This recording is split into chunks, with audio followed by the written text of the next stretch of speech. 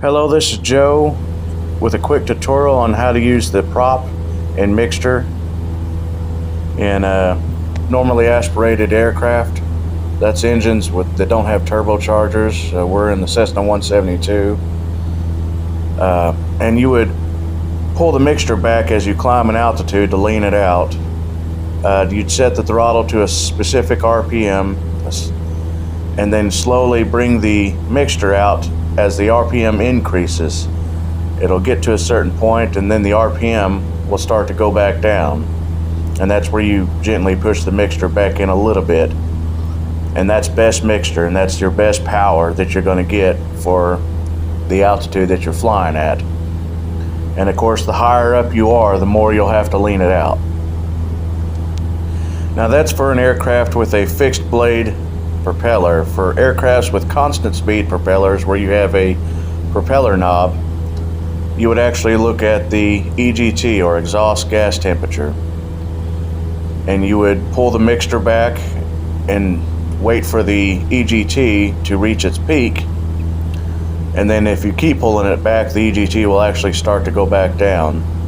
So you want to lean it out to peak, and as you do that, push the mixture back in just a hair, and that'll give you pretty close to your best mixture if you're having a constant speed propeller. The reason you can't go by the tachometer in a constant speed propeller is because the governor always keeps the RPMs at a certain level, whatever you set the prop to.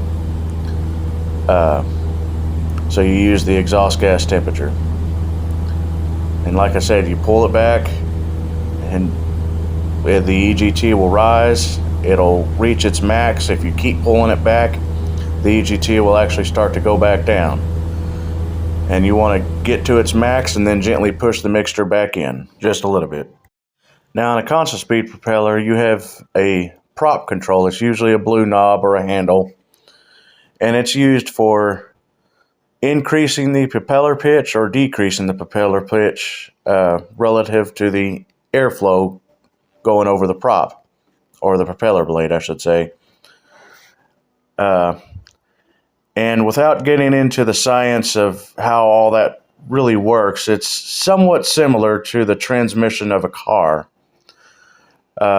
If you only had one low gear for a car, it would be really great for takeoffs, but it wouldn't be very useful for high speeds because the engine would max out at its max RPM, and there'd be a lot of wear and tear on the car, and it's not very fuel efficient. And you wouldn't get anywhere very fast while spending a lot of fuel.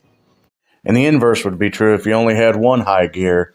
It would take you a long time to get up to a high speed, and that would put wear and tear on the engine as well.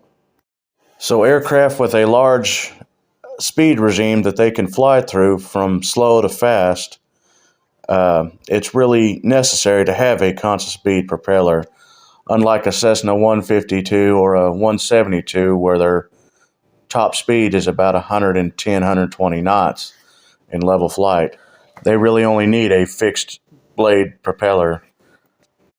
So with the prop lever all the way forward, the propeller blades themselves take smaller chunks of air, allowing the propeller to spin faster, and this is really good for takeoff and climbing. This would be the same in a car to accelerate really fast or to climb a steep hill. But as the aircraft accelerates and gets up to a higher speed, it reaches a certain limit. And to still stay efficient and go faster, you would want the propeller blade to take larger chunks of air, and the propeller in that case would actually slow down. And this is done by pulling the prop lever back a little bit.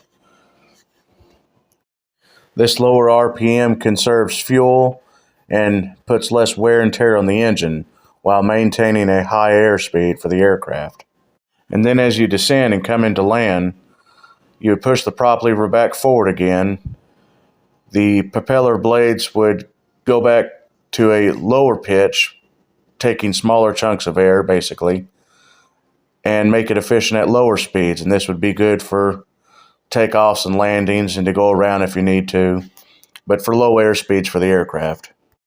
And the way you would normally do this in an airplane is you would pull the throttle back to a power level good for cruise, pull the prop lever back to set a certain RPM relative to the power that is set, and then pull the mixture back to set best mixture using the exhaust gas temperature gauge, or EGT. And you would do that in that order: throttle, prop, then mixture. And then before you descend, you would do it in reverse: mixture, prop, and then throttle. So you'd push the mixture in all the way, the prop in all the way, and then throttle as needed to descend and come into land. Now for a turbocharged engine, the principle would be the same, except the mixture would stay in for the most part, full rich.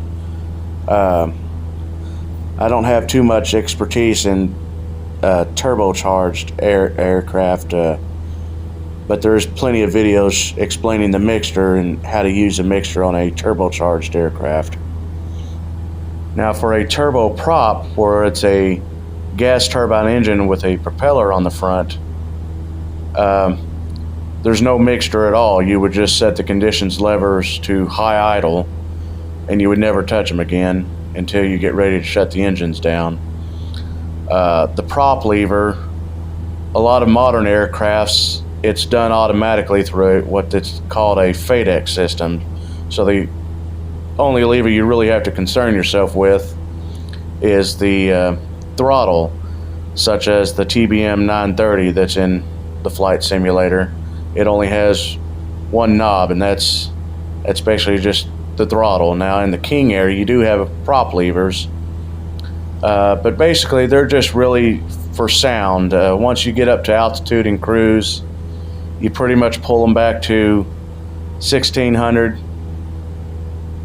maybe 1550, 100 RPMs, and but yeah, they operate similar, but they're really, you're just pulling them back to reduce the sound and vibrations once you get up into cruise, and of course you push them forward again to descend. But anyways, that's my quick tutorial on how to use the prop and mixture controls in a normally aspirated piston engine aircraft. Thank you and goodbye.